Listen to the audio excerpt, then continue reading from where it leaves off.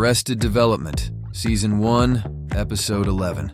Michael Bluth hires and dates a publicist, Jessie, but for the sake of his son decides to end the relationship.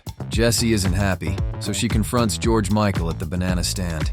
Daddy lost his shot at happy, and it's all your fault, Opie. Jessie had gone too far, and she had best watch her mouth. Did you get the joke? Of course you didn't. Well, allow me to explain.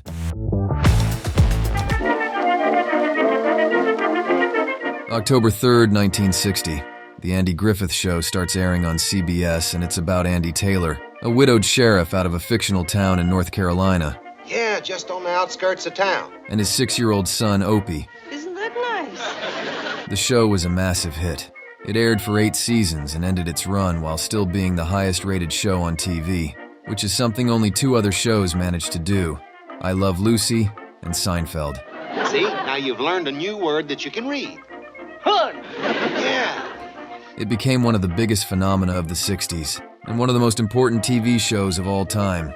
Opie became a common nickname for redheads in America.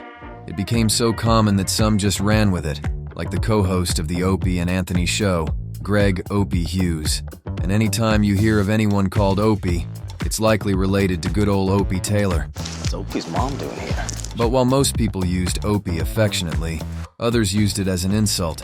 So not everyone has a positive experience with being called Opie growing up. Case in point, the publicist in Arrested Development, who calls George Michael Opie as a passive-aggressive insult. And it's all your fault, Opie. But that's not the joke I'm talking about.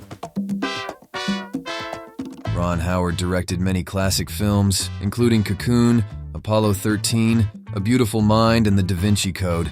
But his film EdTv starring Matthew McConaughey is the one that's probably responsible for the birth of Arrested Development. EdTv is a comedy about a guy who lets a crew film his life for a reality series. A pretty tired concept nowadays, with so many shows like The Office, Parks and Recreation, Modern Family, and others doing it successfully. But back in 1999, it was a pretty novel concept.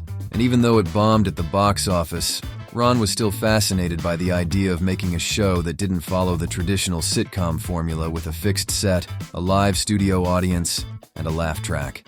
So in 2002, he met with several people, including Mitchell Hurwitz. That's just joyous. Whose idea of a mockumentary about a rich dysfunctional family going broke eventually turned into Arrested Development. To give the pilot a bit more star power, Ron became the narrator of the series, hoping the network would approve a show with a famous director involved in its production. Well, I haven't done a whole lot of narration, but I am the uncredited narrator for Arrested Development. Before Ron was a director and a producer, he was an actor. He played Richie Cunningham on Happy Days, you know, the show that invented the term jump the shark, which Arrested Development also poked fun at. So I'm off to Burger King. But before that, he was the 6-year-old child actor who played Opie Taylor on The Andy Griffith Show. They wrote Opie a little differently. I did learn a lot about comedy timing, and Andy was my primary teacher. And then their next job would be to come and talk about the Bluth Family. So, in Arrested Development, when Jessie takes out her frustrations on George Michael, you think the narrator is actually mad at her for talking like that to a kid. Michael's about to become the most unlikable man in town. Check the papers. Instead, the joke is that the narrator himself, Ron Howard, is insulted that Jessie uses his famous role from his childhood as an insult for someone. And it's all your fault, Opie. So that's when she had gone too far. Jessie had gone too far, and she had best watch her mouth. This was such a quick and subtle, breaking the fourth wall joke. It almost feels surreal that the writers would make it in 2003, before YouTube, before streaming platforms, back when it was really hard to go back and rewatch episodes to catch all the Easter eggs.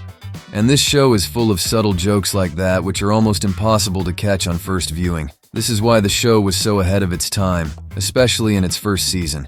They do another Andy Griffith narrator joke in season 3. So I made some calls and I got him. Got who? Andy Griffith. We lost Andy. What are you talking about? He didn't like his trailer. He thought we were making fun of him. No one was making fun of Andy Griffith. I can't emphasize that enough. But it's a lot more on the nose, and it loses that subtlety that the show had in its first season. That could work for me. If you want us to do a deep dive into the show and the moment it became bad, the way we did with Seinfeld, You're into that too?